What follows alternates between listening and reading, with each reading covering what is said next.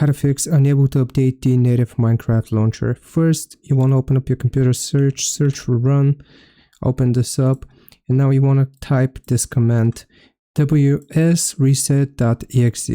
This is just going to reset your Microsoft Store. Now, once you have done this, see if you can find Minecraft here from this list, and if you get the option to update it directly, you can click on Minecraft Launcher, and here if it says update, you can update it directly. If it still doesn't work, then you can open up your computer, search for add or remove programs. Now, we are just going to search for Minecraft, so you will get the Minecraft Launcher and also Minecraft for Windows. Click on the three dots, then Advanced Options, Terminate, and then Repair.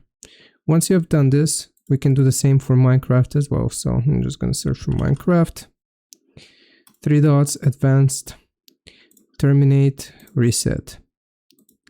Now, once you do this, this should fix the issue. I hope this helps. Leave a like and sub, and I'll see you next time.